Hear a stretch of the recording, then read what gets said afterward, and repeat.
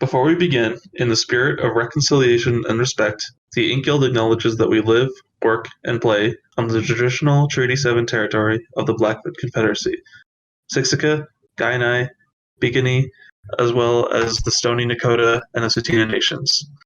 This territory is also home to the Métis Nation of Alberta, Region 3 within the historical Northwest Métis homeland. Finally, we acknowledge all Indigenous and non-Indigenous to honor and celebrate this territory alongside us. This is the Elden Ring lore episode. Yeah. Babe, please stop. You're not Rickard Lord of... Oh my god.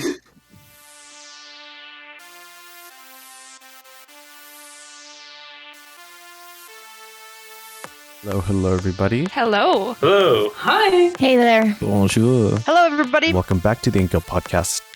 Just go to fucking therapy. Don't correct me. I don't care. Need to start a revolution. I'm going to fucking explode if I don't say this by now. I brought you to this podcast. I can take you out. I'm going to summon up his spirit to fix all of this up for me. You didn't have good enough tea and or comic books, so... And you know what? I'm gonna say it. All of them are fucking idiots. Everyone is taking cocaine.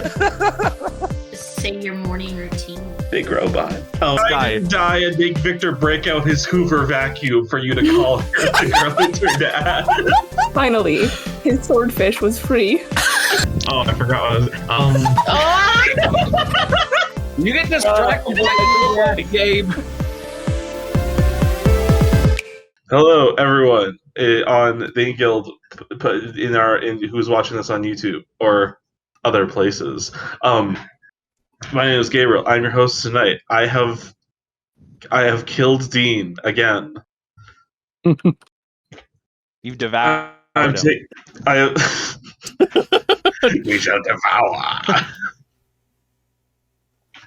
I have taken over today. We're doing Elden Ring. This is going to be in a similar fashion to Metal Gear and Nier, in which I do a PowerPoint and we have a general loosey-goosey discussion over top of it. As always, disclaimer, much like Nier and Metal Gear, I am not an Elden Ring lore expert. And uniquely with this case, as with all FromSoft games, especially Miyazaki games, a lot of this is really vague shit that is not entirely explained. It is not super clear. Some of it is very clear. It's pretty much all of what I'm about to say comes from item descriptions. So, not a lot is clear. Just bear with me while I lie to you. Some good soft world building, it's through items. So the first part 1, is the Lands Between, the very beginning of Elden Ring lore. And the tale of the Lands Between does not begin on the Lands Between at all. It begins in space with cosmic creatures who are known as the Outer Gods, who are essentially Cthulhu-like creatures that they exist around the Lands Between. They're eldritch, and but unlike something like Bloodborne, where they're more mysterious and in the background, the Outer Gods of the Lands Between want to make their will known. They want to do stuff. They want to be there. They want to be involved. Who are the Outer Gods? I know that wasn't Elden Ring. That was Kerbal Space Program.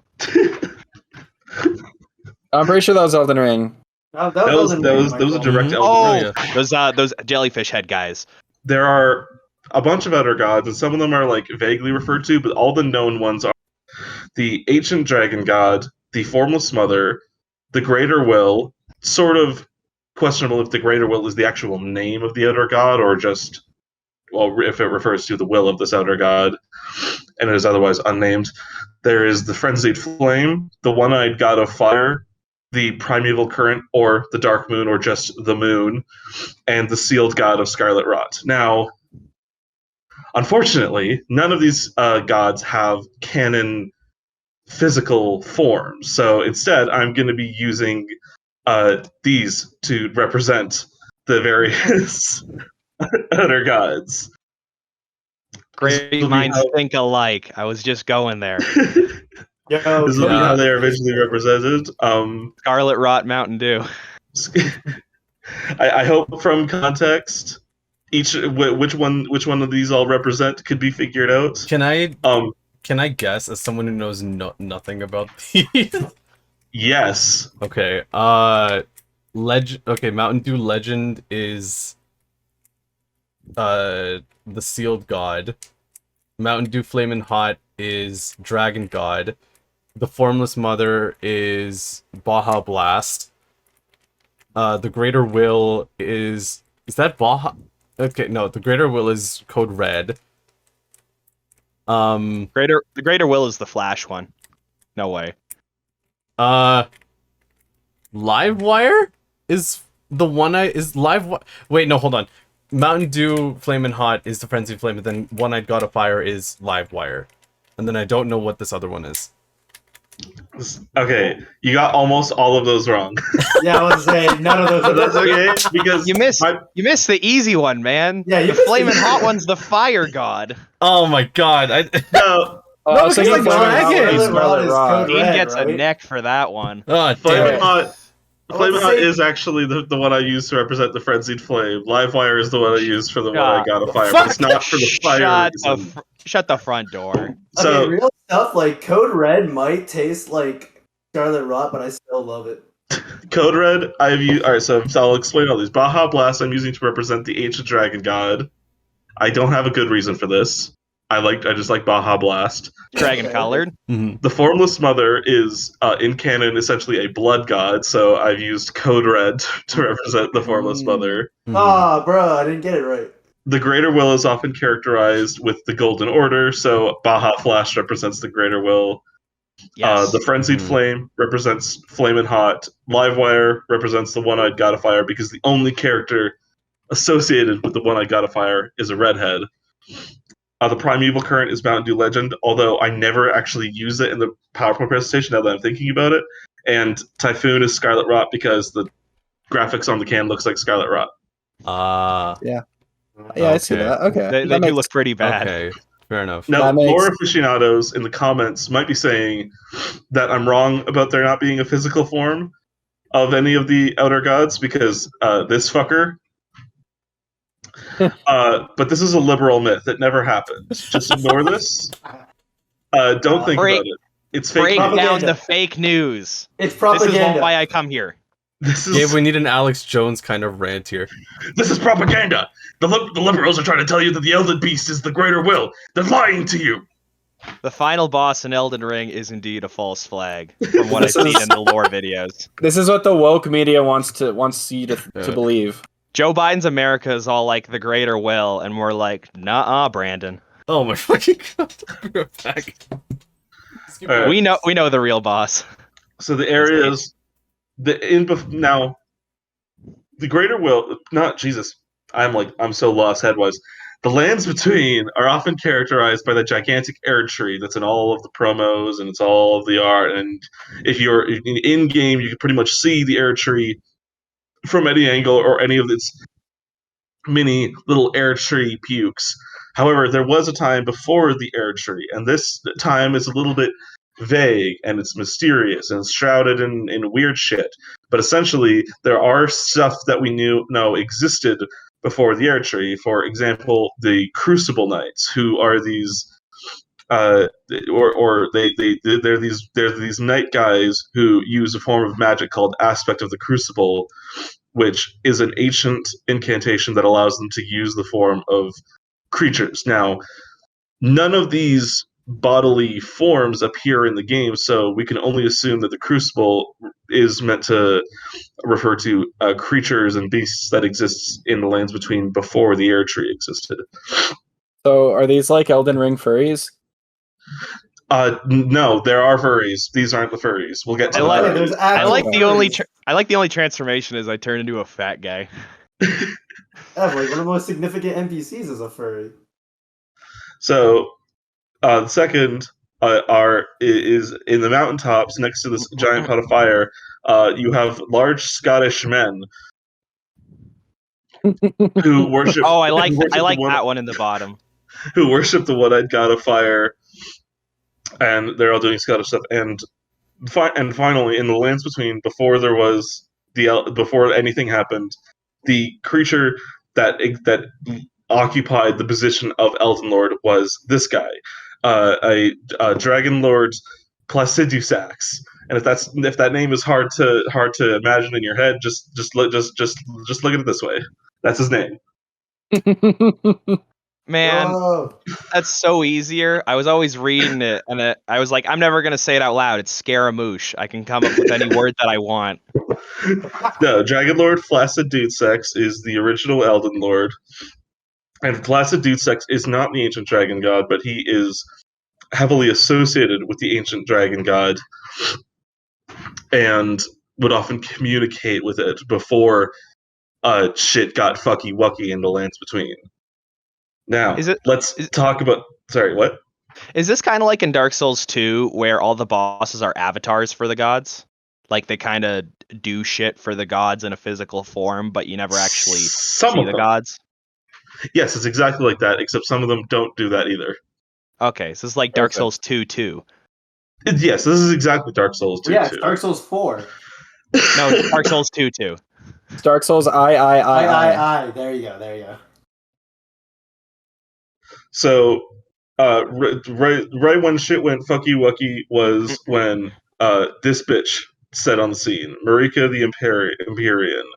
So, what is an Empyrean? And basically, an Empyrean is someone who is imbued with the power of Mountain Dew Baja Flash, aka the Golden or the Greater Will.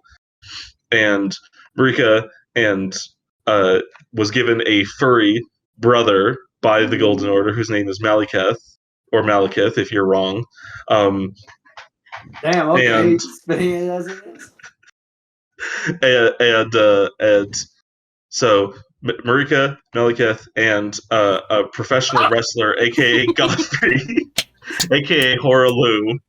Yeah, Godfrey's not the professional wrestler. Horalu is the professional wrestler. Horalu is the wrestler, but Godfrey uses a lion spirit named Siraj to tame his WWE spirit so that he can be a more professional leader and a more professional husband for Marika. Where's my JoJo reference, Gabe? Where's my... He floats behind him, kind of like a persona or something. Oh, I didn't actually make that. Okay, that's a good one. I should have... Aw. Bro, I'm just lost in minus 10 points for Gryffindor. So, Marika, with the Greater Will and her barbarian WWE husband Horalu, who took some chill out pills and has now become Godfrey, started a war with this is Godfrey. They started a war with the Scottish people and the dragons,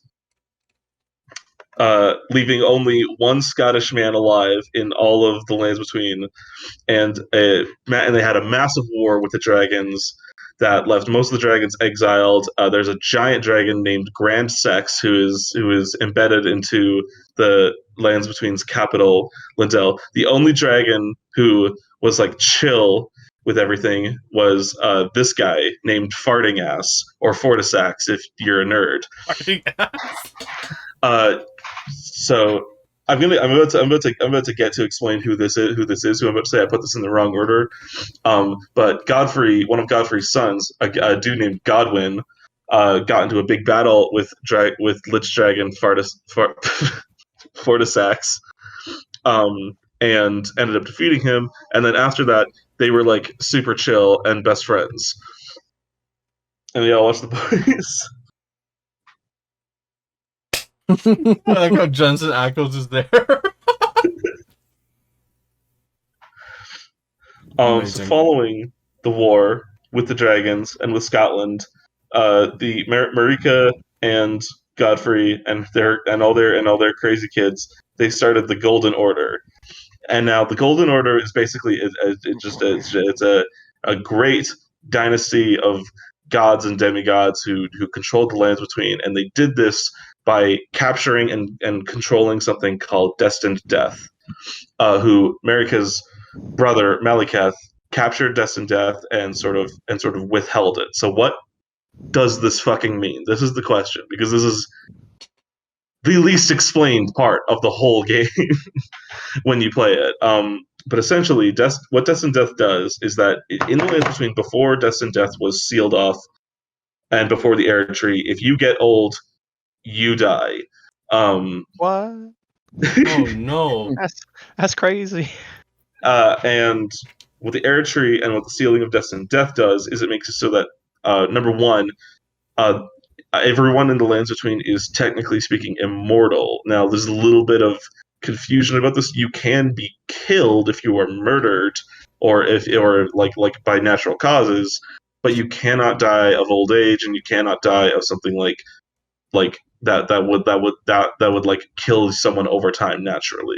You cannot die of old age. You can age though, and there are these like withered husk people who can be found all over the Lands Between, who are just like rich people who lived way too long and are now just basically zombies. Basically, people die when they are killed. People die when they are killed, but they don't. Oh, because of the Erdtree. So this is the second thing that happens is that with the Erdtree, when a body dies, the soul is sent into the Erdtree and is then spit back out into the Lands Between, either in a similar form or something completely different. It's like reincarnation, but it's a little bit fucky-wucky. Sometimes something goes wrong, and you end up as like a little ghost dude on a boat, who I didn't put a picture of in here. Is this how the Pope died and became a turtle? I know about that. I don't know if he died and became a turtle. I think he was.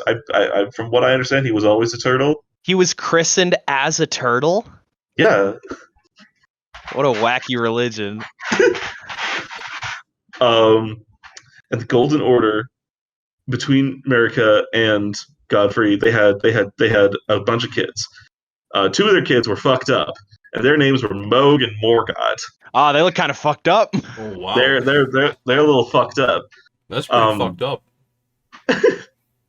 Essentially, that's like Dean's hair if it was made of like turnips. No. Well, fuck you, Michael. Damn. I'm not saying I don't like your hair, Dean. I'm saying it would look bad if it was nothing but turnips and you had like a foo dog face. I mean, yeah, okay. So I guess Michael's never coming back on this podcast. Yeah, I got canceled for odd turnip comparisons. It's okay. It's okay. So these things on their heads are not as shocking as this might be to hear. They're not turnip. Oh man, now I'm hungry. So what Moog and Morgott are is they have a curse that is called the Omen Curse, and what the Omen Curse does is essentially sometimes, as I said before, sometimes when the Erdtree spits a soul back out into the Lands Between, it gets a little fucky-wucky. This is one of those fucked up ways. Sometimes a person can be born with the Omen Curse, which essentially means they'll be born very, very big, and they have these horns that are constantly growing out of their body. Now, both Moog and Morgott, being of like royal descent, were sealed away in the capital sewers, which is where all the other omens are often sealed off. However, Moog and Morgott have very different views on their omen selves. Moog, as you can see, Moog is the guy on the right here. I put these names in the wrong order. Yeah, they're not matching. Moog is the guy on all the red and shit. Moog was very proud of being an omen. He was very proud of his devilish appearance. He was very proud of his horns. And Morgott was more ashamed of his horns. As you can see, some of them on the side of his head have been shaved down. This is a process that actually kills a lot of omens that if they try to like shave their horns off. That's why only a couple of them are shaved down. It's like a part of their body. And while both of them lived in the sewers and stuff, Morgott was more accepted by his family, while Moog was essentially like cast off for his omen pride. The third Marika Godfrey child is a guy named Godwin, who, as I discussed earlier, he was friends with Fortisax. Aside from when he gets killed, though, there are no canon images of Godwin, so I'm just going to use this picture of Gus Fring from Breaking Bad to represent Godwin the Golden. I hope that's okay. I have nothing else. Godwin the Gustavo. Following, or during the Golden Order, I should say, while this was all happening, there was this dude named Radagon, and Radagon was conquering other parts of the lands between. Much like America, Radagon was a Empyrean, and Radagon went to war with a witch lady named Renala, who was the leader of a group of witch people who did magic stuff, and they had a whole academy. And eventually, during their big war, and this is stuff that we will have more elaborate on because the previously mentioned Turtle Pope will tell us all about it if you go to speak to the Turtle Pope. But Radagon, being the hot hunky boy that he was, Renala couldn't help but fall for him, and so Radagon essentially he underwent a process to douse himself in dew, so that he would undo all of his wars and stuff, and that he could be with Renala. And he had 3 kids. The first one, there's no pictures of Rykard before something happens to him, so this is the best representation of Rykard that I have. I'm sorry to quickly sidetrack, Gabe. Where'd you find a photo of Eric Andre dressed like Jodorowsky? I've never seen this before. That was amazing. I just looked up Eric Andre pictures, and I found this eventually, and I was like, "Yep, this is Rykard. This looks like Rykard to me." It's the most spiritual of his photos, I guess. Yeah. And Rykard was a little bit of a weirdo, much like Mo. He was a little bit weird, but he was accepted into the family nonetheless. The second child was Ronnie, who, much like her father and much like America, is an Empyrean, except she was a little bit more of a rebel kid. And the third and final of Radagon and Renala's children is Big Beef Boy General Radahn. I don't know how much y'all know about the lore behind General Radahn, but it is goddamn wonderful. So General Radahn was a beloved and respected general in Radagon's army, except Radahn had Radahn is fucking huge. He's fucking massive, and he kept getting bigger.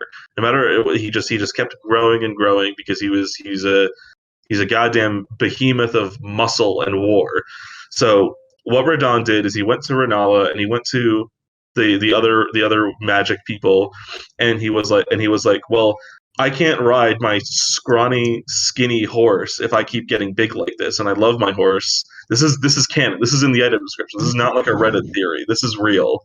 That he learned gravity magic. He founded a new school of magic in the world of Elden Ring, which is gravity magic, so that he could essentially make himself weightless and thus be able to ride his tiny horse, which I woefully didn't put a picture of into this PowerPoint. I really should have. What's the horse's name? The horse's name is Leonard. Yes. Warhorse Leonard. Warhorse Leonard, he's really tiny, and Radahn is so goddamn massive. It's really funny. Awesome. Less funny is what happened shortly after this, when Radagon met Marika. So shortly after all of this went down, Radagon meets Marika, and essentially, this is a little bit of a puzzle I'm going to unravel right now. Radagon is Marika. What does that mean? What?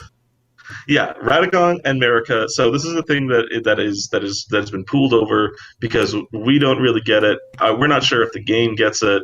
But Radagon and Marika are the same person.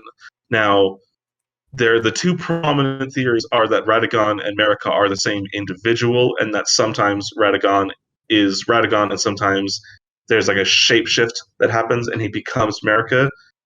However, the thing that I think is more likely, based on the chronology of events and just how stuff is described, is that Radagon and Marika are two bodies who share a soul. In the lore of Elden Ring, souls are super important, and souls can be split from a body. They can be separated from a body. There is a character who removes her soul from her own body to put it into a doll. We'll get to her later. But essentially, Radagon, in the way I see it, and the way that I'm going to explain it in this, is that Radagon and Marika are two individual people whose soul who share an Empyrean soul that was created by the Greater Will. So they're essentially functionally the same person. So what happens after this is basically self-cessed, because as soon as Radagon meets Marika, he files for the most abysmal, unbalanced divorce settlement that I have ever goddamn seen in my life, where him and Renala split, and he takes all of the children with him. None of them, Renala gets no visitation rights, no nothing. They're all going with Radagon, and then Radagon and Marika, they have two kids, Melania and Mikola, who due to they're both Empyrean, and they're both technically the child of the same person, so they were both born cursed. Melania was born with the so essentially they as much like her parents are representatives of the Greater Will. Melania was born with the sealed god of Scarlet Rot inside of her, and so she is basically constantly rotting. And Mikola was born with a curse that makes him always a tiny little child.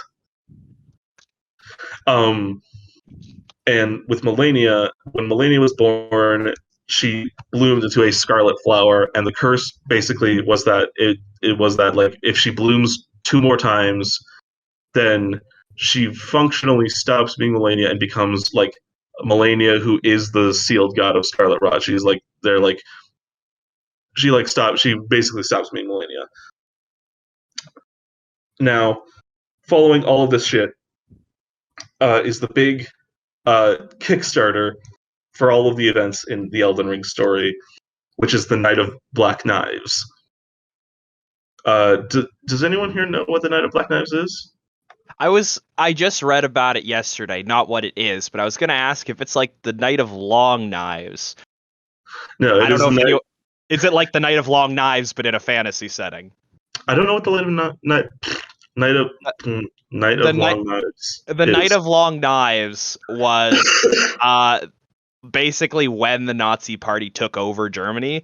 It was literally just like the span of a few weeks where they just cleared out everyone in Parliament and completely flipped it to an authoritarian government.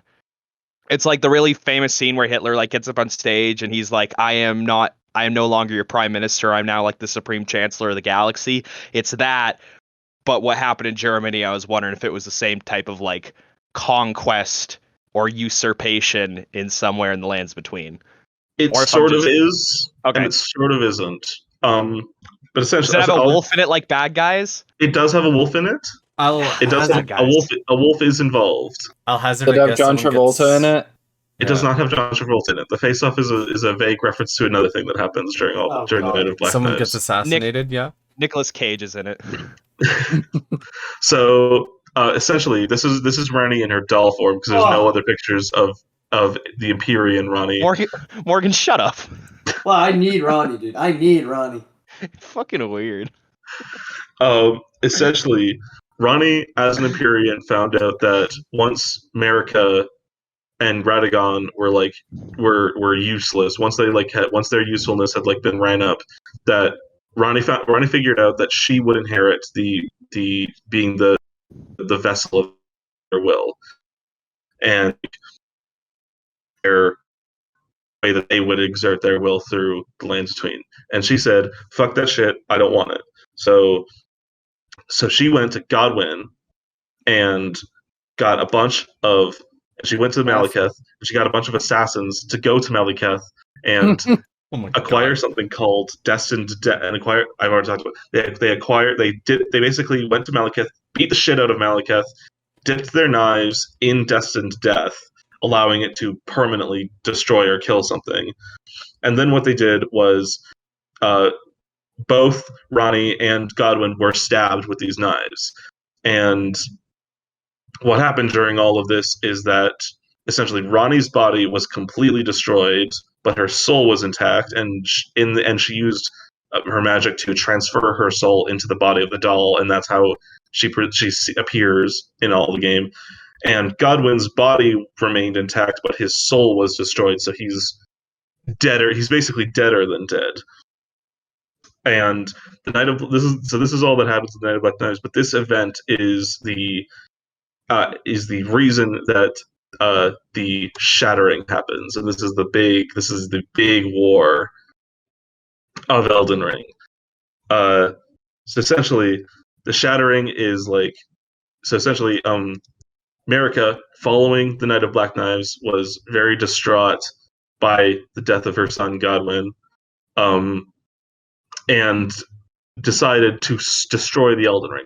I didn't explain this further, but the Elden Ring is basically it is a ring that is inside of Marika and Radagon, and it is given to them by the Greater Will. It is how they exert their will into Marika and Radagon. And Marika decided to try to destroy this and destroy the Golden Order and make sure there would be no infighting. But this event happened to cause the exact opposite, as for this sin, Marika and Radagon were then put into the same body, and they were bound to the Erdtree. And meanwhile, with the Elden Ring destroyed, a bunch of wars started. So war spread all across the Lands Between, as all of the demigods and all the kids decided they wanted to get a taste of that power juice. And so Morgott was now in charge of Lyndell in Marika and Radagon's absence. Rykard took a place called Volcano Manor, and Radon was in Caelid, which used to be nice, until Melania went to war with Radon. Now, the exact ins and outs of why this war happened is, again, not totally clear, or it's very clear and I didn't read about it. That's perfectly plausible too. But essentially, Radon and Melania fought to a standstill, and the result of this battle was that Melania exploded into her second Scarlet Bloom, which nukes the fuck out of Caelid. And gave Radon super dementia. He survived this, but he has super dementia, and he's all fucked up because of this. And Caelid's all destroyed. And then Melania retreated back to a Haligtree that was built by Miquella in order to sort of understand Melania's Scarlet Rot. However, when she returned, Miquella wasn't there. Why? Why wasn't he there? Well, because while all of this war was happening, Moog, sneaky little bitch fucker, was like, I'm going to kidnap Miquella. I'm going to kidnap Miquella, and I'm going to take Miquella to my weird Code Red Mountain Dew dimension and put him into an egg, and I'm going to put Code Red Mountain Dew into his body and make him a Code Red Mountain Dew person. He's making him a cursed blood person. Sounds tasty, actually. While all of this is happening, Rykard feeds himself to a snake. It happens. Yeah. Natural. Snakes gotta eat. Mm-hmm. Rykard loved snakes. He was obsessed with them, and then at one point he found a snake that was super powerful, and he was like, "Okay, I'm gonna feed myself to this snake." Oh, and this is the guy who becomes the snake. This is the guy who becomes the snake. Yeah, I get it. Yeah, so I've been keeping up with all the names so far, but which guy's Rykard again? Rykard is the first son of Renala and Radagon, brother of Radon and Ronnie. Yes, he was Eric Andre. He's the Eric Andre. Okay. That was a lot of names. I'm glad you're keeping up, Everest. I just heard like a dictionary or a phone book right there. Yeah, for all you know, Gabe's gaslighting you. He actually just has a yellow pages underneath. Oh, is this shit up as they go along? So is this just like keeping up with the Kardashians, but with like this family? Yeah, with lust and murder. Okay. The actual game starts here. Oh. Okay. So the beginning of the game starts the Tarnished out in Limegrave. So disappointed you didn't use an Accord meme there. So, following a bunch of shit happening, the Shattering War comes to like a sort of slow period, and the Tarnished, who the Tarnished are, is the Tarnished were essentially Godfrey's army during his war with the dragons and his war with Scotland, and the Tarnished are basically they're just warrior people, and following following the war and following Marika and Godfrey's divorce, Godfrey and the rest of his Tarnished were exiled from the Lands Between, and only after a lot of this Shattering stuff happened were they brought back. So there's a lot of appearances for the Tarnished that appear if you just Google the Tarnished. A lot of them are character created, but for the sake of Nigel Thornberry? Who's it supposed to be? we're just going to go with this picture. This is commonly understood to be the quote-unquote canon appearance of the Tarnished. And basically, the Tarnished shows up, and he gets his shit rocked by a weird crab person, and then he goes to Limegrave, and he gets fucking clowned on by this dude, Vare. He shows up, and immediately Vare calls you maidenless. No bitches. And so Vare is an agent of Moog, and there's some speculation as to Vare's intentions here, but Vare works directly for Moog, and he's later essentially for for the Mogwin dynasty. Moglin. And essentially his role is to come here to find new Tarnished who appear, find them when they're at their weakest, clown on them, and then say you should join Luminary Moog. He's real cool. He's like a MLM recruiter. And immediately following this, you run into Melina,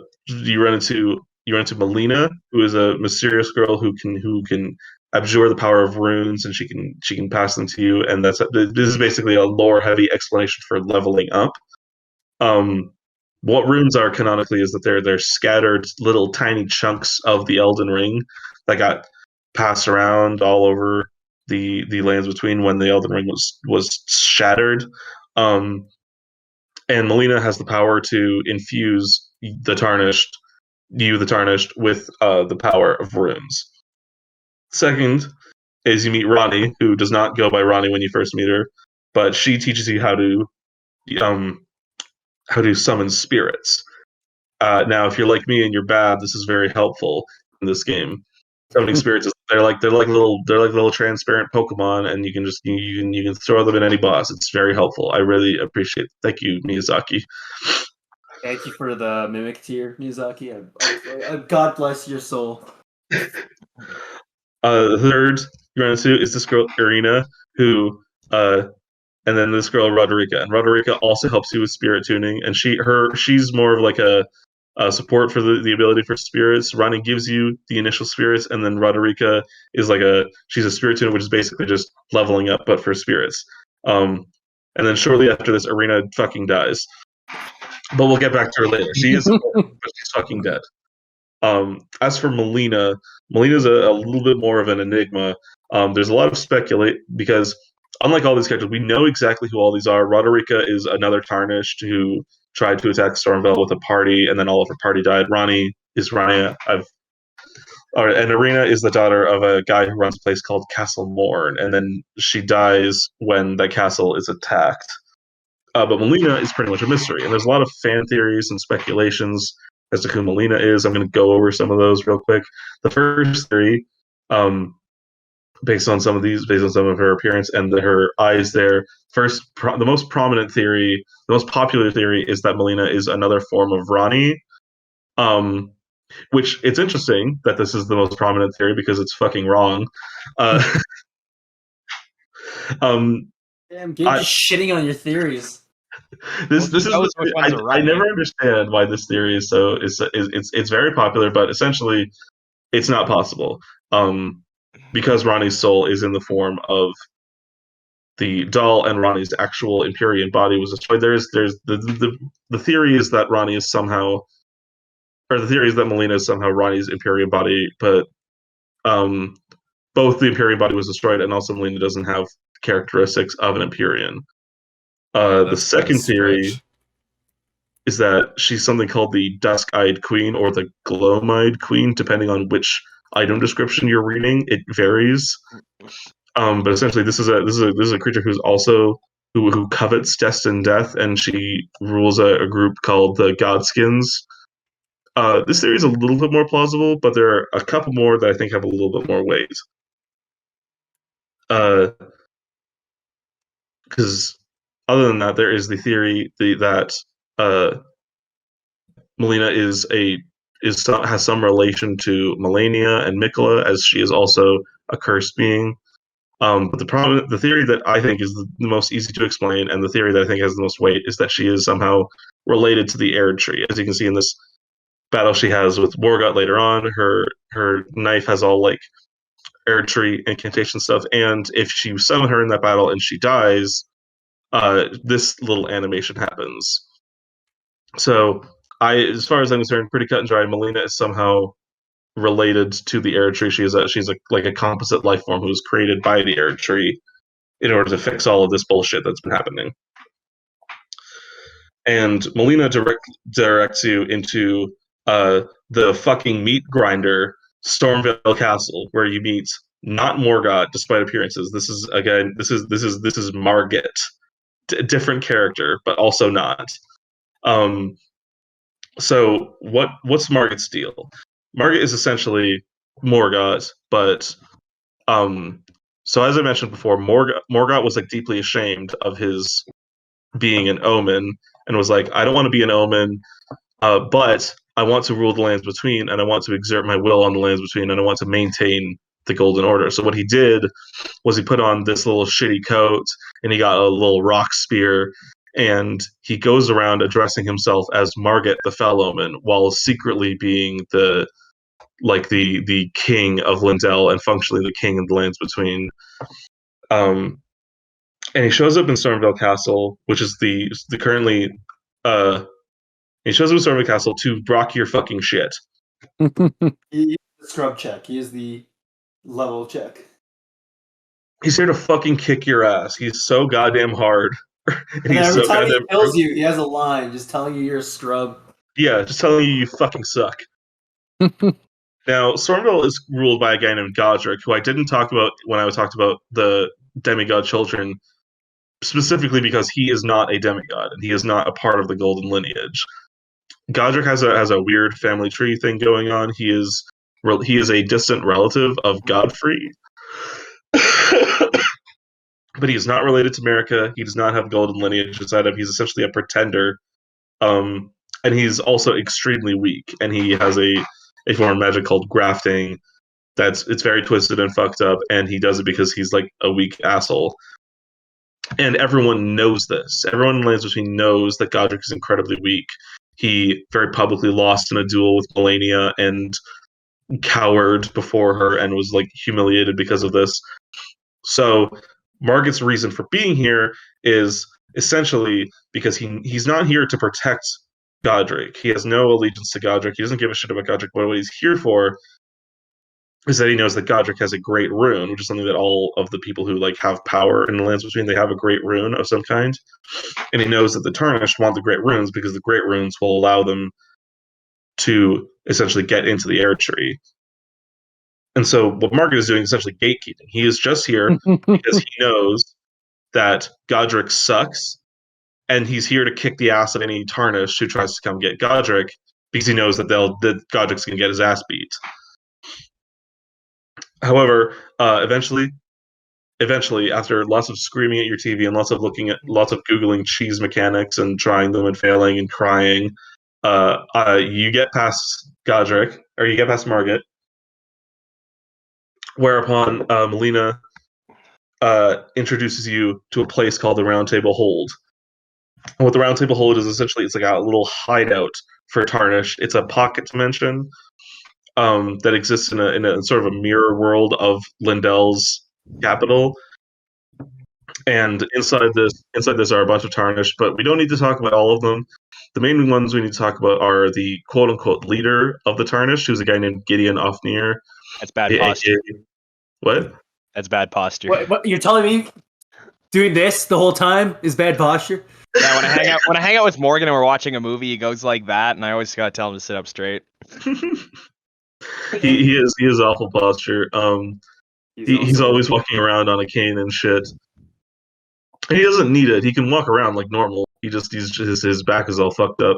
But essentially, Gideon's method to becoming Elden Lord and beating all of the demigods is to become quote unquote all knowing. He wants to gain knowledge. He wants to learn about everything. He doesn't want to actually do any fighting on his own. He wants to let all the other stronger Tarnished do the fighting, and while he learns knowledge and gains a bunch of magic and bullshit, Gideon sucks.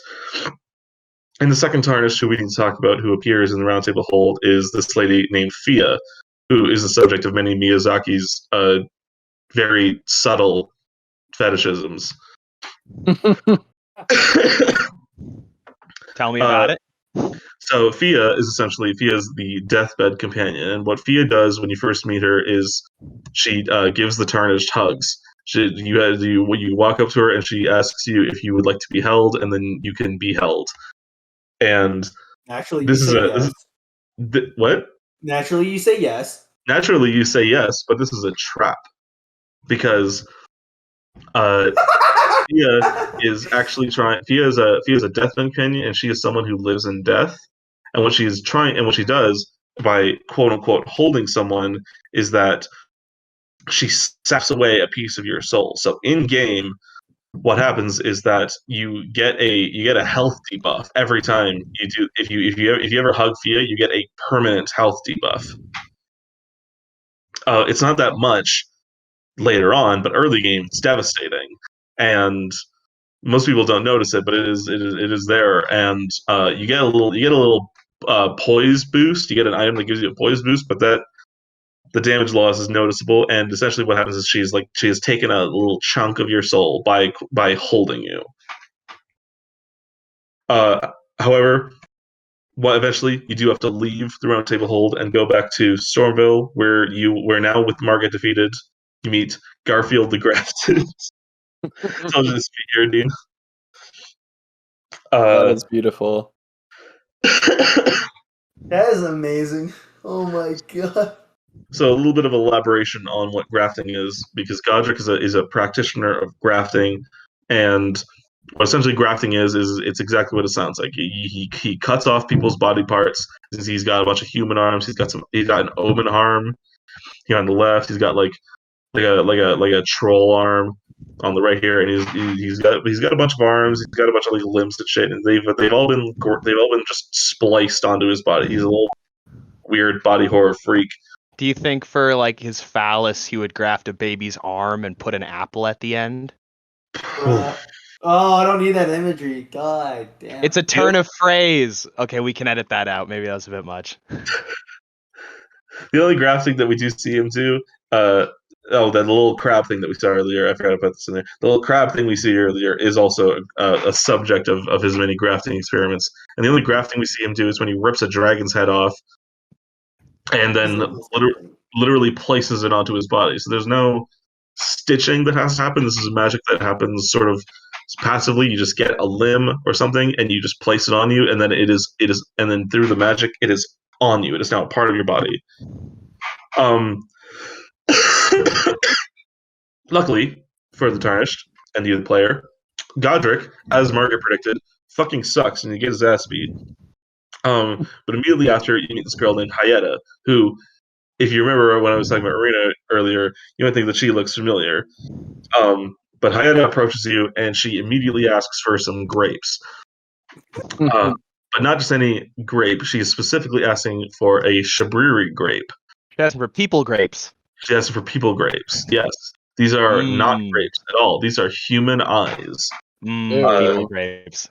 But there's something a little fucky wucky about them, because these human eyes, as you can see, they're all like red and shit in the center, because these are eyes of someone who has seen into the frenzied flame, and Hyetta is an agent or a worshipper of the frenzied flame. We'll get back to more of that later on. Those also look like the eyes of people who drink Mountain Dew Flaming Hot. It does. Yeah. That's good interplay, Gabe. I didn't think of that. Wait, sorry, quick question. Yes. Who here has actually drank like Flaming Hot Mountain Dew? Yeah, that looks kind of foul. Not for all the money in all the world. Like, I'm a Mountain Dew lover, but like Flaming Hot is easily the most unappealing flavor. Sounds disgusting, truly. I had a coworker who tried it. Apparently, it was very okay. He's tried all the gross ones. A soda and have it be spicy. That just sounds like it's not really, because I talked to them about like sriracha vodka and how when you drink sriracha vodka, it's literally like spicy drink. But with this, it's more like kind of like mildly warm, like almost like cheesy, but not cheese in a gross way. Not like cheese drink, but like I don't know how to explain it. But he said it was fine. Also, he said it was like Mountain Dew with like a yellow kind of warmth. Ugh. I just don't like how the mascot looks like a worse version of the Kool-Aid Man. and then I pulled my shirt. I'm like, check out this tattoo, and I got the flaming hot guy. Oh Jesus. Part 7, Raya Lucaria. I don't have a good enough segue.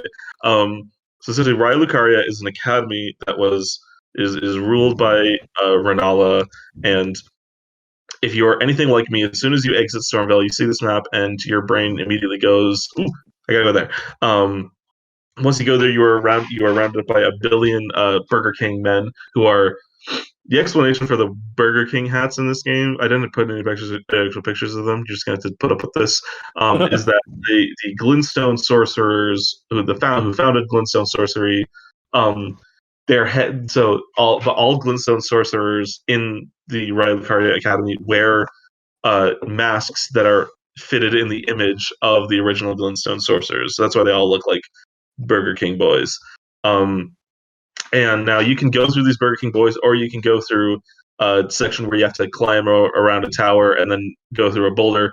Because this was the game where FromSoft decided to fucking experiment and create the world's most ungodly platforming. We got to an even worse example of their quote-unquote platforming later on. But essentially, after doing this, you fight Renala. She turns into a bubble, and then you go into like this little water world where you fight Renala. But this is not real. This is a protection that was put on Renala by Ronnie. So essentially, if anyone tries to attack Renala, they'll be like sent to this pocket dimension where they fight a super souped up version of Renala. Liberal smokescreen. But that's all for Raya Lucaria. Because now we're going to the worst fucking goddamn place in this whole goddamn game. We're going to Caelid. No, I don't want to go to Ohio. So quick. Can I get like a really quick side in it? So I quickly Googled the Glintstone sorcerers because I wanted to see the masks. Yeah. Gabe, do you know Zardoz? Yes. Yeah, it's like a bunch of Zardoz cosplays. Yeah. Yeah. They're like all fucked up. Such a cursed image of Miyazaki. What the hell? So it looks like he's like posed up for a Weezer cover album. Following Millennia's nuking of Caelid got turned into a scarlet-infested shithole. So the reason why this was contained when she was born is because Michaela built the Haligtree, and the Haligtree essentially like contains and sort of funnels out a lot of scarlet rot. That's why everything in the Haligtree is all rotty, because all of the rot that would be spreading out like it does at Caelid is more or less funneled directly there. But Caelid's all fucked up. This place is basically hell. Everything here is disgusting. The sky is all red. It's gross. Everyone there is either dead or you're like Millicent and you're all fucked up. However, there's the one shining light in Caelid is the Radon Festival. Now, as we explained, so the Radon Festival is something where a bunch of the greatest warriors in the Lands Between. So here we got Alexander, the warrior Jar, Blythe, the wolf man, who is a servant of Ronnie, and Yura, who is a dragon hunter dude. And these guys all exist, and they have come to the Radon Festival because Radon has, like I said, he has rot dementia. His brain is all fucked up. He's basically just a giant monster now. And all of his soldiers respect him so much that they all banded together and held a festival where they're going to go and kill him in a bloody great battle, so that he can have the honorable death he always wanted. Immediately upon winning this, so one of the things that Radon did was that he used his gravity magic to sort of hold the stars around the Lands Between in space. And as soon as he dies, all the stars begin to move again, and one of them smashes into the lands between. I'll get back to this later. Because we need to go to Snake Land. We need to go to Volcano Manor, where fucking Rykard lives. This is going to be a shorter section because I don't have much to say about it. But essentially, I remember this dude who let himself get eaten by a fucking snake. Oh, yeah. After he let himself get eaten by a snake, he then became a snake. He became a snake guy man. And after watching too many episodes of Black Lagoon, he invented guns and gave them all to his snake army, who now occupy Volcano Manor. While he rules over in his little basement, and he thinks all day about devouring gods and being a disgusting little worm dude. Rykard is hilarious because he is the easiest of the bosses to get to. You literally just have to talk to the Volcano Manor people and complete their quest, and then they will teleport you to him. Whereupon you will find a spear that is designed specifically to kill him. It's an extremely overpowered weapon. It's just an insanely funny boss fight. I love this gross, disgusting motherfucker. But that's all for Volcano Manor, because we got to get to Lyndell, the capital, and you see that boy in the top left corner. We're about to talk about some poop. Some dung eater. Finally, the best character has arrived. Where does he play into this, and does he at all? Also, he does. Oh boy, does he! Oh boy, does he! Tree.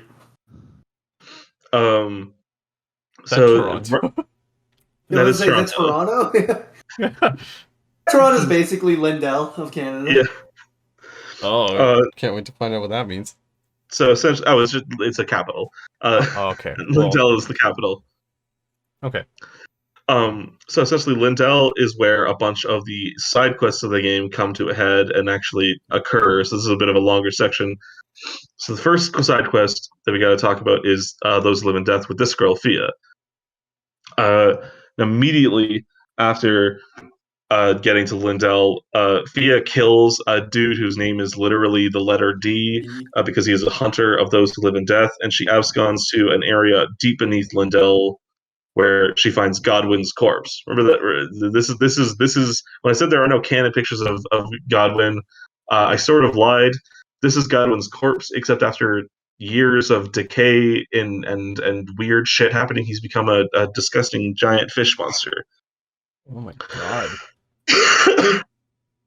Sophia is going to and this guy at Fortisax is sort of inside him, inside of a dream realm.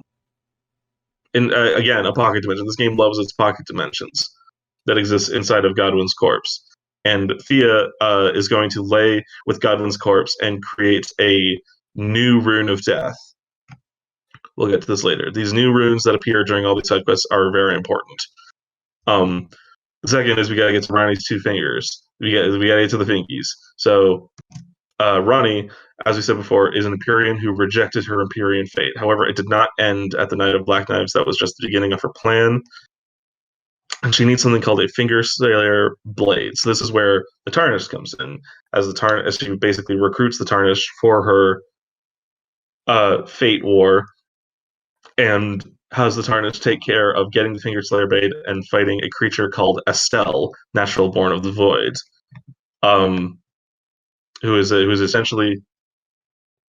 I'm going to be honest. I don't know what Estelle's deal is. Actually, I didn't read about it. He's like, I don't know how I can describe this, but it's basically like a scorpion, like evolved, like how a caterpillar evolves into a butterfly. Yeah. I was gonna say it's just an ugly fucking centipede, like scorpion hybrid. I mean, he shoots laser beams at you, and he sucks, and he's really hard. Yeah, no, if you suck. fuck this boss. Beautiful wings, though. Yeah, gorgeous boss fight, but like, Jesus Christ. By the way, this is the boss.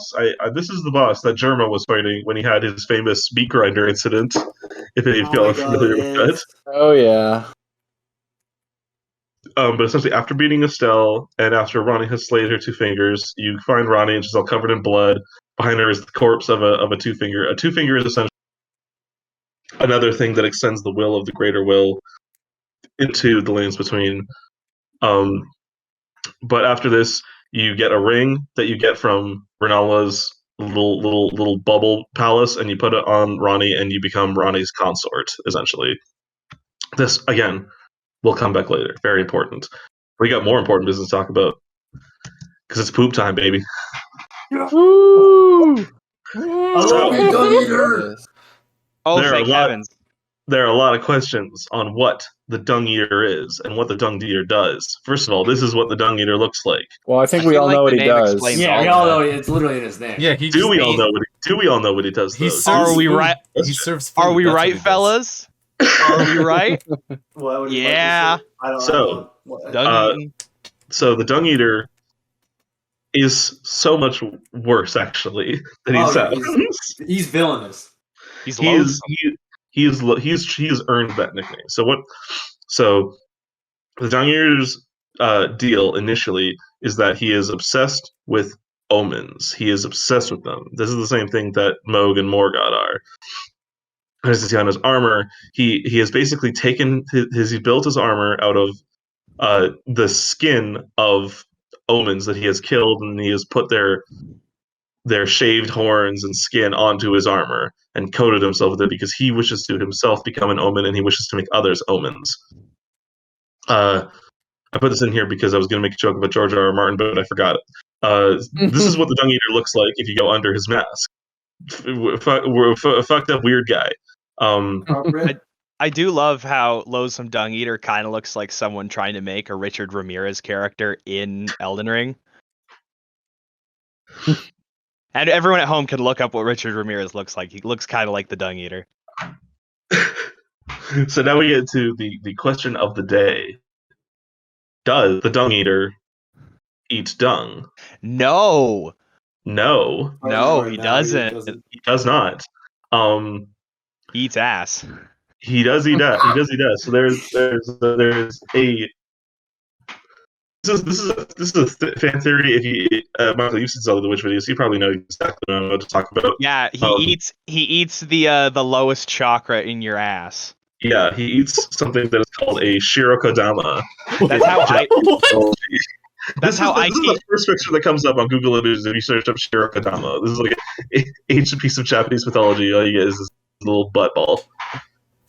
That's how I keep my skin clear. Yeah, Michael. You put it best. The Shirokodama is a little ball of your soul that is in the lowest part of your little chakra map, and the Dung Eater wants to get it. This is why all of his victims appear like this. They're all strapped to a chair, and there is a bloody cloth over their crotch area because he's just been all up there, and he put something called the Seedbed Curse in there in the Shirokodama stead. And what the Seedbed Curse is it's something that creates omens, and it makes sure that if you have Seedbed Curse in your body, in your soul, essentially, when you die, you will die and return as an omen. He ensures this. And over the course of the Dung Eater's questline, he wants you to collect seedbed curses from his previous victims and then stuff them all into him, whereupon he dies, and then generates this thing called the Curse Rune, or the Poop Rune if you're hilarious. Oh my god. This guy sucks. He is truly loathsome. Less loathsome is Gold Mask. Gold Mask is much simpler. Can I give one more piece of Shirokodama lore? Yes. If you guys know that famous image of Kanye talking about how the 808 beat hits in the lowest chakra, that's what he's talking about. He's talking about how 808s have a heavy bass to them and how they like kind of rumble your butt when you have like a subwoofer nearby. Very interesting. Thank you, Michael. There's your lore. There's your Kanye name drop of the episode. Of this Shirokodama being the thing is that it is something that Miyazaki previously used in Sekiro. There is an enemy who I can't remember the name of, but their attack animation, their grapple animation, is that they grab you, and then they reach into you and then stuff whatever they grab up their butt. This is real. It's based on like a real Yaokai, because there's that famous one that's in like Majora's Mask where it's like it literally like reaches up and grabs your butt if you're sitting on the toilet. but like it comes from old Buddhist roots about how you don't want someone grabbing that chakra because there's a bunch of, I don't know, spirit juice in there. Like you want to keep that one clear, but there's ghosts that try and like grab that chakra out of you. They try to get your butt. Try to get your butt soul. The gold mask. What is the gold mask? The gold mask is a gigantic T-posing bionicle man who appears at various points in the Lands Between. He's very religious. He's very obsessed with the Erdtree. He's very into the Golden Order.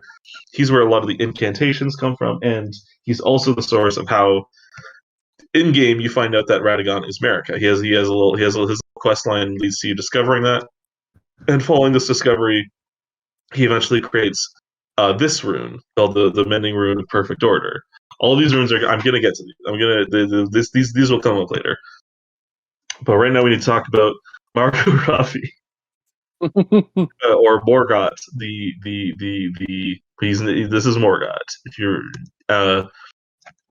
and so you fight Morgott like any other boss, you beat him, except then you're at the Erdtree and you can't get in because the Erdtree's roots have completely blocked it. So you talk to Melina, and Melina tells you that the Erdtree roots are locking anyone outside of the Erdtree. No one can get in, no one can get out. So what you have to do is you have to go burn the Erdtree, and this leads you to two locations. One of them, I'm gonna. The order of this next couple sequence of events is a little bit helter skelter, so I'm going to talk about the Haligtree first. The Haligtree and the consecrated snowfield, which I've represented with our lovely abode. And the other thing that you can get from going to the consecrated snowfield is you get to Moog. So you get to Moog's little, again, not a pocket dimension, but it's an underground, blood-covered city that is directly beneath Radahn's era. So the big speculation is that like all of Radahn's conquests have bled into this part of the Lands Between, and that's why Moog wants to go there because he worships blood, and he has this egg, and his bullshit boss fight where in very FromSoft fashion, the only way to win is to complete a very, very obscure item fetch. But eventually, you do beat him, and also, if you do talk to Vare enough, you can get here earlier in the game, much, much, much earlier.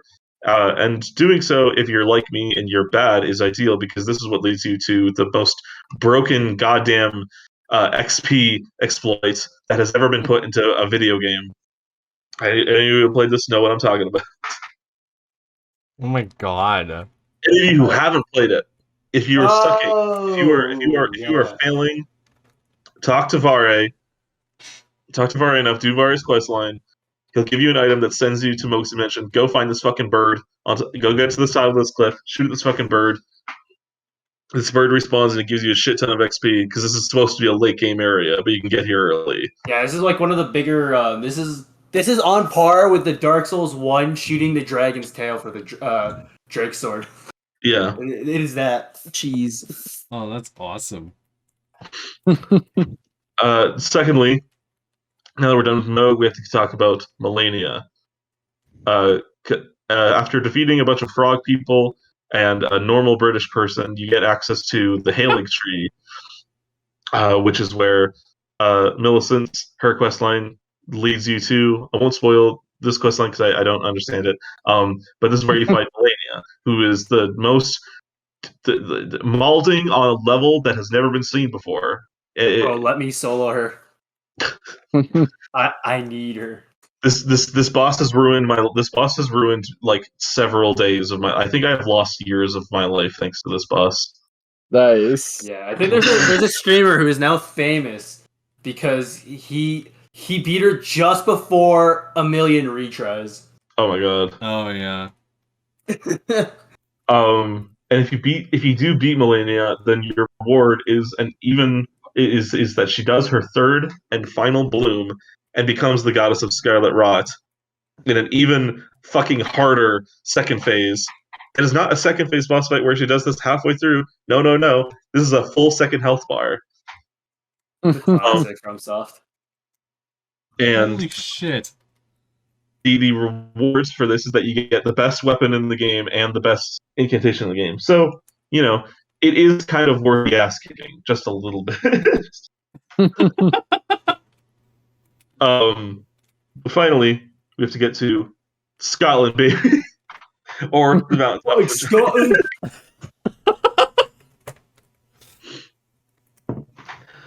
So, oh my God. The first thing that you do when you get to Scotland is you meet this guy named Charbel. You might know him. You might know his name. You might recognize his name. You might recognize him because he is in Yura's body. Yura dies during his quest line, and then he takes over his body. But Charbel is actually he's a representative of the Frenzied Flame, and he tells you that Melina, if you go to burn the Erdtree the way that she wants you to do it, she will die. She will have to sacrifice herself. And he tells you there is another way.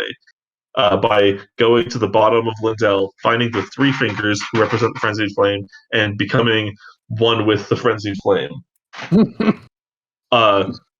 In order to do all of this also angers Melina. She doesn't want this, and she thinks of you as the enemy if you do this. But if you do this, you also have to do the most goddamn abysmal, painful platforming section in any video game I've ever played. Miyazaki, please patch this out of the game. I'm begging you. Miyazaki, please stop putting platforming in your games. I swear, I beg. Yeah. Morgan, did you go through the pit?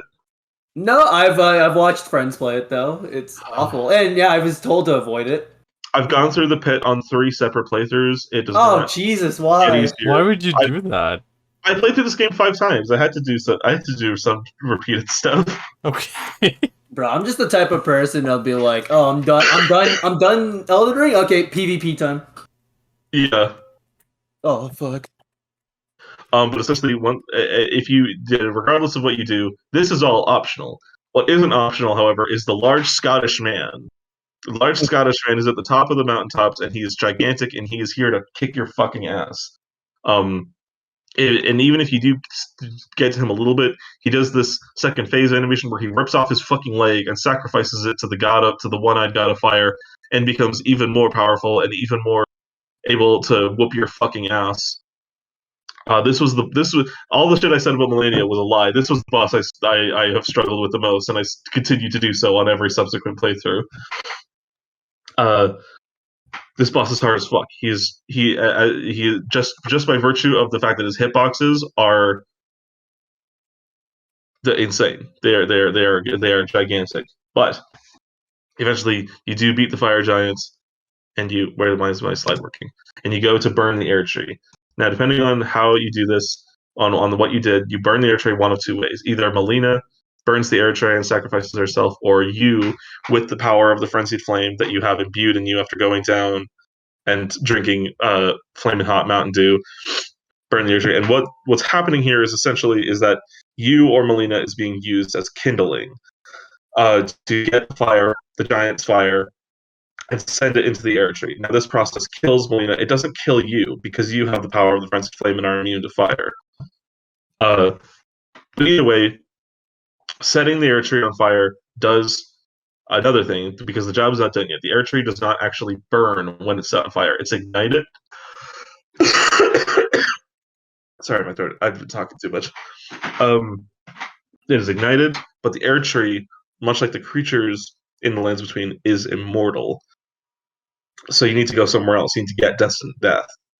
And to do that, you have to go to a place called Crumbling, Farum, Azula. These are not pictures from Elden Ring. Wait, what? Is this all fucking Doctor Strange? Doctor Strange and Crumbling, Farum, Azula. The scene just looks like fucking Farum, Azula. It's crazy they didn't get sued. Now you go, and you have to go there, and you have to find Malekith, and so what Farum Azula is, essentially, it's a place outside of time. So Flaccid Dude Sex, when the war with the dragons was lost, he lost touch with all of the grace of the ancient dragon god. He lost touch with him. He couldn't reconnect with him. He couldn't talk to him anymore. So what he did was basically, I'm going to go to this place called Azula. It's a place outside of time, and I'm going to hang out there until the Dryad answers my fucking DMs. So you can go there, and also you can complete Millicent's quest in here. But that's for another day. You have to fight Malekith, and then you have to get Destined Death, which sets the Erdtree on fire and signals the end game sequence of the game's events, where you fight a boss rush that is very, very much easier than any of the previous 5 bosses you've fought. If you beat Melania, Malekith, and the Fire Giant, and Moog, you're good. These bosses are nothing. So what you have to do is you have to fight Gideon, who, as I said before, sucks. He's fucking trash. Gideon is literally what if you imagine a Dark Souls lore YouTuber to be in the world of Elden Ring. Yes. What's hilarious, what's hysterical, is that the game is in on the joke. It knows that Gideon sucks. Because with every other boss, they show up and they have the little cutscene to introduce themselves. Gideon monologues at you. And he monologues at you in-game, giving you a full-blown head start to fucking whoop his ass. And he's extremely weak, so any attack will basically do it. That's awesome. Yeah, you can basically just one-shot him. You can one-shot him while he's monologuing. It's fucking hysterical. Before he even finishes, just cut to his death noises. If you have the pizza cutter weapon, then you can just prime it up while he's monologuing, and then just fucking wail on him. It's so fucking funny. Or if you have any sort of sorcery at all.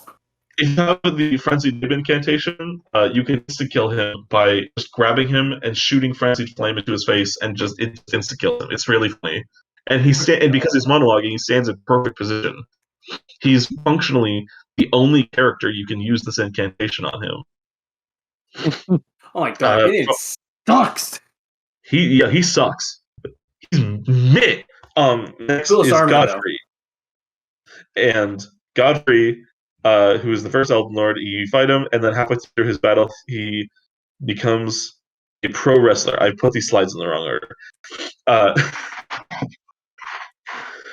Following this, you fight Radagon, and then you fight the Elden Beast, who I know I said doesn't exist earlier, but I was lying. He does very much exist, but the Elden Beast is not the Greater Will. I'm gonna solve this little dilemma right here, so that I never have to hear this again. The Elden Beast is not the Greater Will. The Elden Beast is a creature that was put into Radagon and America. It would be more accurate to say the Elden Beast is the Elden Ring, and the final boss of this game is the Elden Ring. It is not the Greater Will, though. But following beating the Elden Beast, you become Elden Lord by repairing the Elden Ring or doing other stuff with this. And there are a couple options. The first option is the Age of Fracture ending, and the Age of Fracture ending is the most basic, simple one. You become Elden Lord. You become who the Greater Will speaks their will through, and you are now the leader of the Lands Between. Pretty basic, and then we explain here. The second ending is the Age of Order, and this is acquired through Golmask stuff because he talks to you all about he gives you the Mending Rune of Perfect Order. So there's a little bit of vagueness about what this ending actually does, but what it essentially does is it restores the Golden Order to its former glory. Now, there's some confusion over whether or not this turns back time in a literal sense, or if it just restores the Golden Order to the way things were. But either way, things have been restored to a functional sense of order. It's just anybody's game of whether or not things will get fucked up again. The third ending is the Age of Duskborn, which is acquired through Fia's little rune that she gives you when she lays with Godwyn. And once again, there's a little bit of confusion about how this ending goes, but there's some more clearness about it because Fia does explain it to you. It's just very FromSoft dialogue. So the common understanding of the Age of Duskborn ending is that it makes death happen again.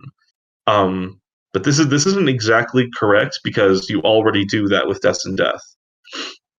Destined Death makes it so when you unleash Destined Death and you make the Erdtree burn, what essentially happens is that the Curse of Immortality is no longer functional, and anyone who ages can die of old age again. But what this does is that this also makes it so that souls are not returned through the Erdtree. Oh, Boatman! Yeah, Boatman. The Boatman and these little skeleton dudes are guys who live. They are those who live in death. And what essentially the Age of Duskborn means is that anyone who dies will become a person. Will become those who live in death. And you can still die if you are those who live in death if you are killed. But essentially, Fia does this because she doesn't want those who live in death to be hunted anymore. She thinks if everyone becomes a person who is both dead and alive at the same time, then the persecution will come to an end. And then we got to get to the fourth ending, the poop ending. Yay! Yes! Oh, wow. I live in poop. Poop ending. So what happens with the poop ending is that you get the poop curse seal from the Dung Eater, and then you jam it into the Erdtree's butt, much like he jams curses into the butts of others. You jammed it into the Erdtree's butt. So what's now happened? So remember how I said that when things die in the Lands Between, they are sent to the Erdtree and they're then spat back out? Mm-hmm. So what cursing the Erdtree does is that now everyone in the Lands Between is cursed. And everyone who dies, when they die, they will return to the world as an omen. So this is a bad ending. That's the best ending possible. So if you notice something is that all these endings are pretty similar. You just do something to the Erdtree. The next two endings are a little bit more status quo shifting. The first one is the Age of Frenzied Flame. So if you followed Shrubbery's quest and you went down to the bottom of Lyndell's capital and you accepted the Flaming Hot Mountain Dew sauce, then when you become Elden Lord, what happens is that the Frenzied Flame takes you as its vessel, and it sets everything on fire. Sorry, I just wanted to bring up really quick. That first image is literally just the Jeb Bush meme. That's literally the Jeb Bush meme. I should have put that in there. I think there is a Frenzied Flame Jeb Bush meme edit somewhere. I should put that in here. I was thinking of the shot of LeBron.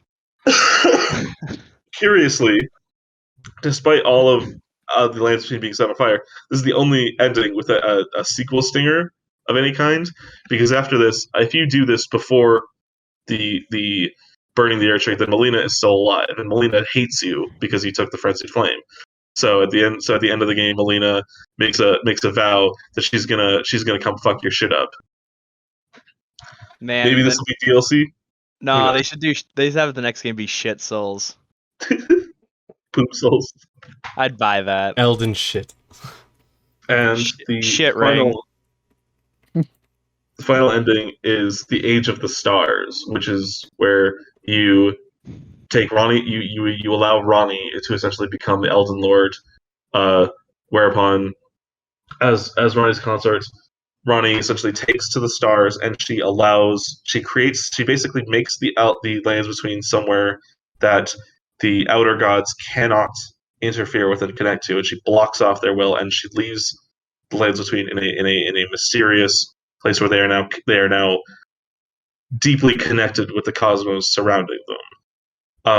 Now there are a couple of mistranslations with this ending.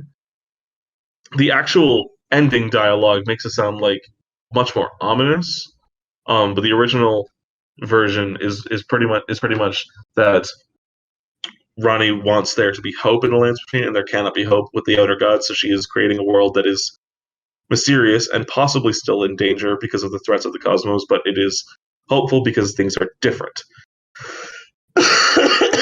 Sounds kind of based. Yeah. Now, the final, quote-unquote, final ending, that was the final ending, but there's also the Age of Absolute, which is a whole different thing. So what the Age of Absolute is, this is more of a fan theory thing than anything else, but no one knows what the Age of Absolute means, essentially, because the Age of Absolute is a cut ending. It does not exist in the actual game. We only know that the Age of Absolute is a thing because there's a line of audio in the game's files where a character says the ending dialogue, but they say the Age of Absolute instead of the Age of Fracture or the Age of Order or anything like that. Now, no one knows what the Age of Absolute means, but there is this character file in the game of the 2 fingers of the Greater Will and the 3 fingers of the Frenzied Flame being joined into 5 fingers. So some speculation has led people to believe that this is an ending where all of the outer gods are sort of in cooperation with one another. And that is it. That is Elden Ring. I was about to say, you didn't bring up Turtle Pope. This is the Turtle Pope. The Turtle Pope is a Turtle Pope, and you can learn incantations through him. He's Turtle Pope. Amazing. So, any questions about Elden Ring? I am now done. So is this like a standard Catholic church, and the leader is a turtle?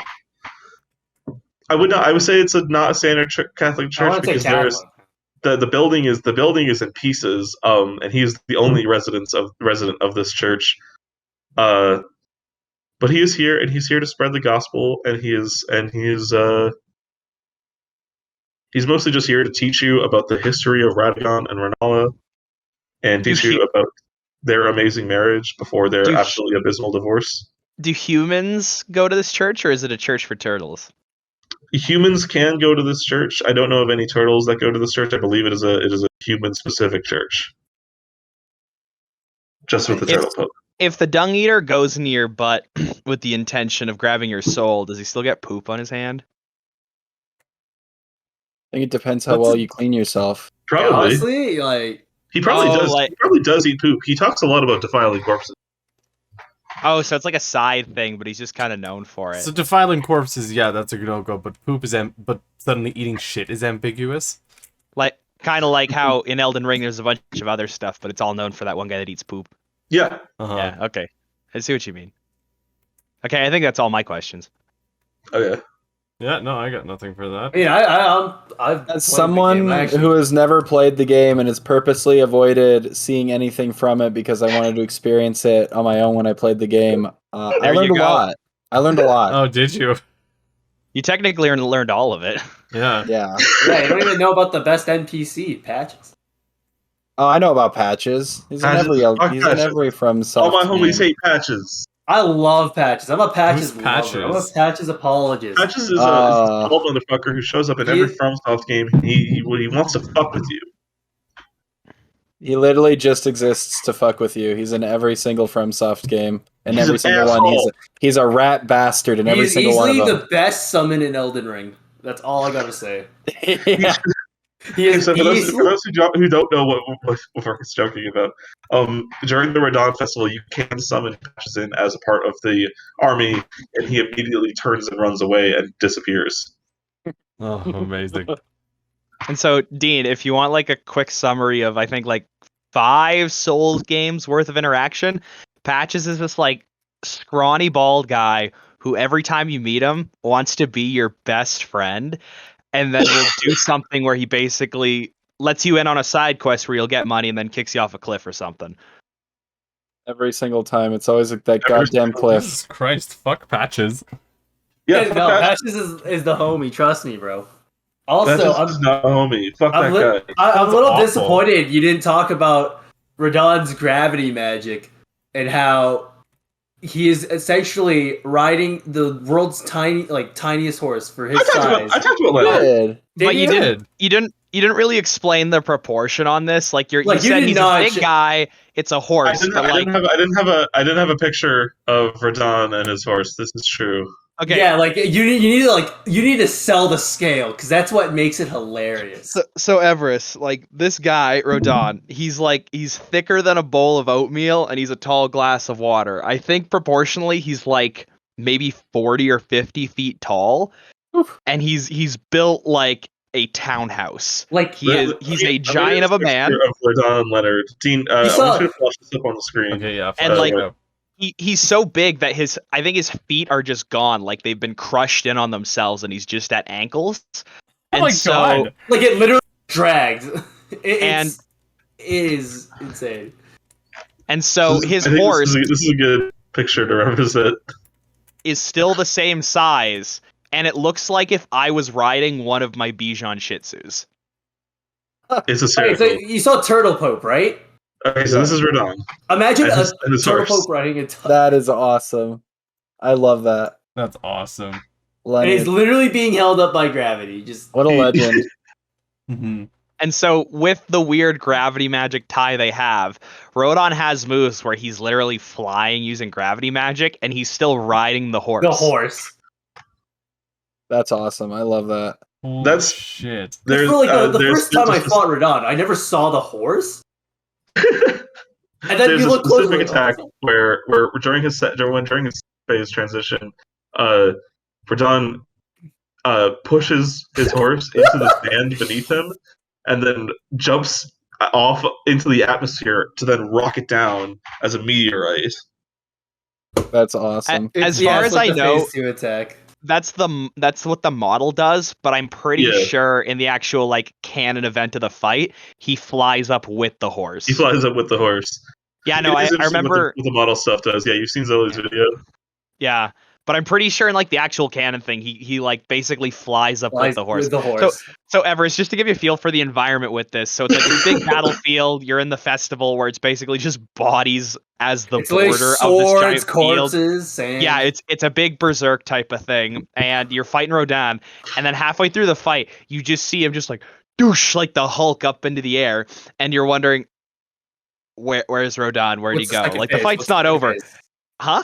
Like you're thinking to yourself, where's the second phase? Yeah, like when's the boss fight start? And you're looking around, and then you might look. You're rotating with the camera, and then you just see a meteorite coming at you, and it's Rodon reaching terminal velocity while re-entering the atmosphere and just crashes into you. Well, no, the reason why That's you also awesome. turn your That's camera awesome. is because the lighting changes, because it gets all dark, and then you just see a giant light source like moving, and you're like, what is that? And then, first run, you're probably gonna get hit by Radon.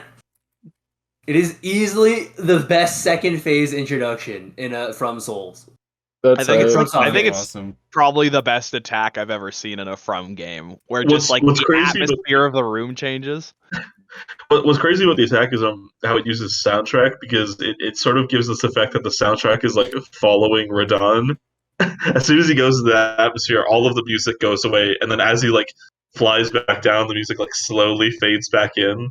And then That's as he crashes sweet. down, it goes like That's it has cool. like a big crescendo, and it goes like boom. Oh, That's it's awesome. Also, fun fact, if anyone knows Joseph Anderson, he said this fight is objectively boring. Yeah, Yo, it sounds like something Joseph Did Anderson he? would Fucking say. fun. Yes, he That's said the this best boss fight fight is in the game. boring. I fell asleep to his video. I remember he That was sounds talking like something about. Joseph Anderson would say. I love that guy, but holy crap, does he have terrible opinions? I know That is like one of the worst takes I've heard towards Elden Ring. I stayed awake for the part where he was talking about how boring the dungeons are, and I've heard from everyone the dungeons are boring because they're kind of like the Bloodborne dungeons where they're the same thing on repeat. They also just look the same. Yeah. No variety. Mm-hmm. Honestly, I think a lot of that video, I feel like Joseph Anderson just needs to get good. Yeah, I don't say that a probably. lot, but I really just think he if he thought Radon was boring, he was playing the game wrong. Like how is like, okay, because context, dude. This fight, you can summon multiple people, including You passives. summon like an army. You summon like a double-digit amount of like people. Yeah, in the lore of this game, Rodon is so powerful. There's a suicide festival where people en masse will attack this man like of war legend and just die. Like they are so like Fury Road style set on dying in a glorious battle. You just charge en masse to be beaten by this brick shithouse man. So when you fight him, you go in with an army of I think it's like 7 or 8 other people. Yeah. And like they set it up where right from the first second it's interesting. Like he's shooting lasers at you as you run towards him with other people. He turns into a fucking missile. He rolls around kind of like that like Berserk style fight that they do in every Souls game where guys are literally like falling over their sword and like doing tumble rolls. In this big field of swords and dead bodies, there's nothing boring about the whole fight. Mm-hmm. Yeah. That sounds hella fun, yeah. Even at the beginning, right before that, you're talking with NPCs and they're hyping you up to go fight them because it's such like a well celebrated festival. Events, yeah. It's one of the most unique boss fights I've ever had, in a fucking FromSoft game. My brother, who's beaten the game 3 times, said it's probably like his favorite boss fight in the game. Yeah, that sounds fun as hell. What the fuck? I've beaten it 5 times, and I look forward to it every single fucking time. It's like the thing. It is a mood change. Like you're like, oh man, fucking Caelid sucks, and then you get to the festival, and you you're get to the just festival, high. and you're fucking charged up. Like you're hanging with the boy Alexander. You're hyping yourself up, and then It helps that the soundtrack is a fucking banger. oh yeah, and then you get hit by the giant laser because you forget to dodge it, or at least I do every time. Where does the not Elden Beast, where does the star shit come in? Like there's that scorpion you fight, there's those bulls with marbles on their heads. You know what I'm talking about? I don't know. Honestly, yeah, no, I don't know either. It's weird. Dean, you know how FromSoftware games like very casually play around with like Lovecraft shit? Oh yeah. And they'll just throw in aliens sometimes. There's also like a whole other alien thing to this where the stars that Rodan was holding up hold a celestial like primordial species. And when you fight one of the like leaders of the group, it's like a human with a scorpion body, and the scorpion elements are made of planets. What the? It's kind of it's kind of nuts. You also like throughout the world you'll find crashed stars, and they have aliens in them, and they're very clearly like the earlier stages of life of this scorpion creature. Right. Yeah. And like every single other element, even though it has that marble head and has these like planet elements, they don't really give any feel as to how these things evolve, because it starts off as like a snake, and then it's like a buffalo, and then it turns into a scorpion, and then it just grows to the size of a building. So and my then, theory and is they it's dig not like deep underground. It doesn't actually have like it's not like growing. My theory, my personal theory, I have literally nothing to back this up. But my personal theory on this is that it's sort of the reason its growth is so wonky is that it's sort of learning based on the creatures that it's surrounded by and the creatures of the lands between. So that's why one of these fuckers that you fight is on top of Volcano Manor, and that's why they're all like snake-like and shit. And then like they're more buffalo-like, and then as you get to the big one underneath the Ronnie's little mountain, it's more human-like. So it's kind of like a xenomorph. Yeah. Yeah. Okay. Also, I'm sad you didn't have an image for Dee's death, because it is easily one of the funniest things I naturally stumbled upon in Elden Ring, where I'm like, oh, the door that's usually closed is finally open. What's in there? And you just see Dee's body just doing the Yamcha pose. As Fia's like kneeling over him. Yeah. And then Fia mogs him, and then she fucking leaves. Yeah, Fia's like, oh, wow, look at this scrub. And even Dee's boy Rogier doesn't even say anything, because he's dead. Because is he dead before that? Yeah, he's dead beforehand. Oh, it depends. It depends on how you do the Ronnie quest line. What to say? Because as soon as you get the Fingerblade, I think he dies. Yeah. Oh my god, Rogier was so cool. Yeah, there's a lot of cool NPCs I did not touch on ever, so I left some surprise for you. Mm-hmm. Oh yeah, and I mean this is just like a base overview of the game, so like yeah, if anything, this just makes me want to play the game more. He's gonna go in now. Like, at the very least, actually does these shit. You know at the very least how to, or at least have a vague idea of what to do to complete some of the quest lines, because by God, Miyazaki has not updated his policy on communicating how to complete quest lines. Nope. You want to complete a quest line? Get pen and paper. Yeah. Because you're unironically gonna need it. Even that shit does not like always helps. Like sometimes characters will just say the most vague, obscure shit in the world, and I'm like, I don't know. I don't know. It should be. I need a golden rune. Do you know where I can find it? Check the wiki. Yeah. That's what it is half the time, because they'll say like, oh, I need this, and then you'll like pick up that item 20 hours later, like, what the fuck is this for? And then you'll forget about the quest line unless you search it up. Like, hey, what is blank for? Because that's happened to me multiple times. Oh yeah. Playthrough. Oh my god. That's a classic. What else is there? Mm-hmm. Any Elden Ring memes? I think I'm all spent for Elden Ring memes. Don't use magic for your first playthrough. It will trivialize the game. Yeah, that's what Seabass did his first playthrough. That's my Don't brother. use magic, but use incantations. Use incantations. Just don't go pure int build. Mm-hmm. Incantations are great because they suck early on, and then the ones that you get late game are so fucking immensely powerful that like they do help with like the shit in that late game. But at that point, you're already actually good at the game anyway. Nice. Mm-hmm. I don't know what else is there. Elden Ring has the most direct references to Berserk. We didn't get to talk about Berserk. I was just going to say that. There are Berserk references in this. There are Berserk references, are right. Who'd have thought? We have educated. Like a literal NPC is Guts. Guts Who'd have thought that there was Berserk references in a FromSoftware game? No way. I don't believe you guys. No, like when you look at the comparisons, Everest, it is straight up. Like they're not even trying to hide it. I mean, it was better than Dark Souls 2. Dark Souls 2 was like a asset collage of Berserk, at least with Elden Ring and like Dark Souls 1 and 3. There's more of like an interweaving of themes. Like the Erdtree isn't just, oh shit, it's a tree, like that scene in Berserk. It's like, it's a relevant item in this world, and it plays into it similar to Berserk, but also in its own way. Or like Radahn's design, very similar to King Gazeric from Berserk, and also very Fire similar Giant characters, very similar characters thematically. Fire Giant is similar to a character I can't remember the name of in Berserk.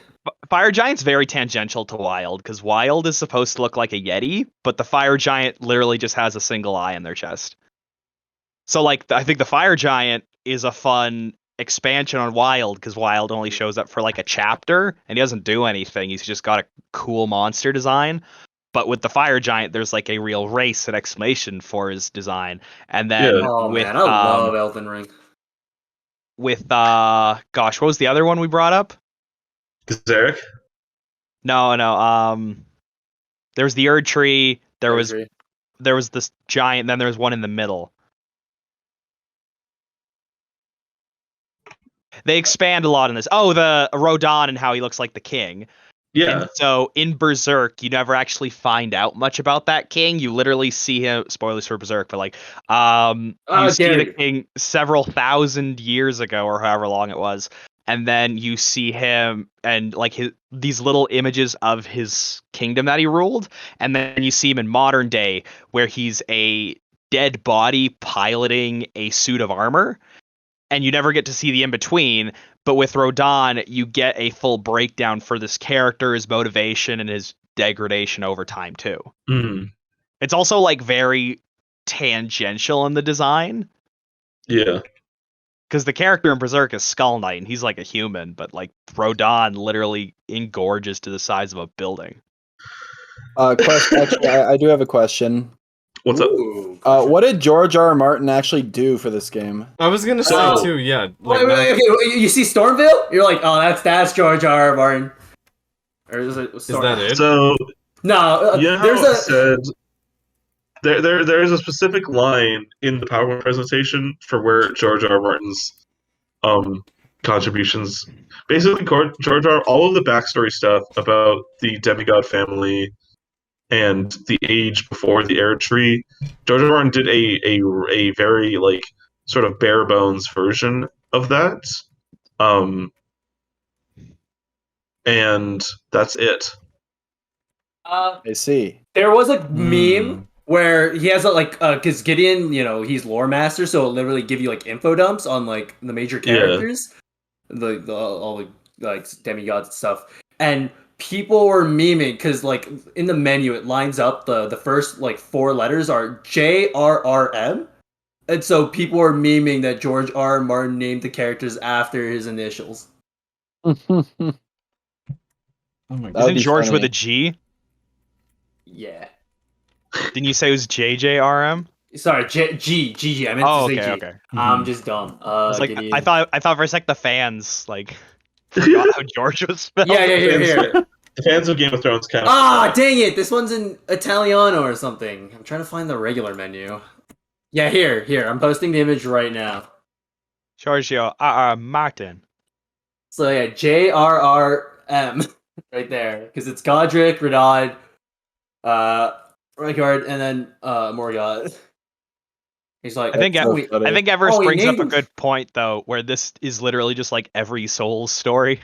It's literally every Souls story, but you got to name some of the characters. It's like three royal families, some JoJo references, some Berserk references, elder gods, aliens, some random disease to make a poison swamp, and then you are the lowest of the low in this entire world. You're like the Luke Skywalker, but you're not actually Luke Skywalker. You're Luke Skywalker, except you walk out of a fucking field and some dude in a white mask makes fun of you.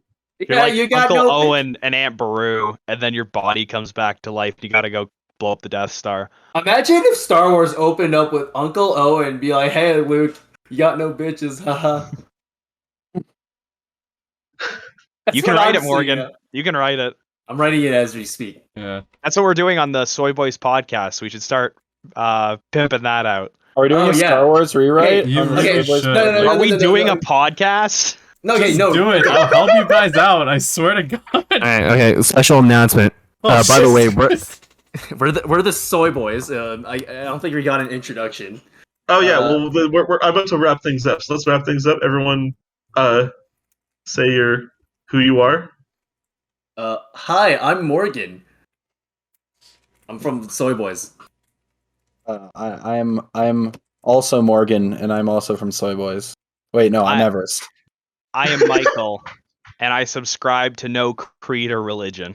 I'm a man of no nation. But I sometimes feature on the Soibois as the artist. Like, wasn't featured as an actual guest on a Let's Play in forever. Also, I just want to make a quick announcement. Soibois podcast, unironically, might be getting its first episode recorded soon. Jesus, wait, what? Finally. Once Everest finishes AI, Somnium Files, Nirvana Initiative. Oh, right. The first episode is going to be a spoiler cast on that game. No one's going to watch that. I don't care. Everest does have. Everest has a free week. I just did a fucking episode on Elden Ring spoiler cast. Every time I brought up an idea for a podcast, Chris and Morgan would be like, "No one's gonna watch that, Everest." I never say that. Have you seen the podcast episodes that we've done? We've done it just because we like talking about it.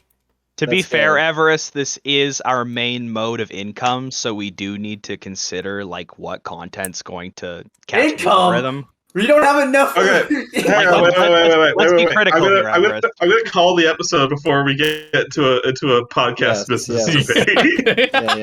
Yeah. Okay, so we are the InkGuild as the Soibois. I'm very drunk. This has been Elden Ring. Good night, everybody.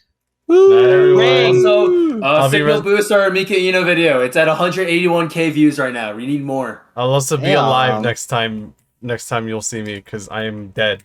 So Dean, you'll be like, bro, Dean's kind of like a fell omen right now. Yeah, yeah, I'm just straight up dead. Wait, so who's the lonesome dung eater of this group? I feel like there's a very clear denotion on who would be lonesome dung eater. It's Michael. Dean, hit the button. It's Michael. Hit the button. Okay, bye everybody. Good night. Bye. Good night.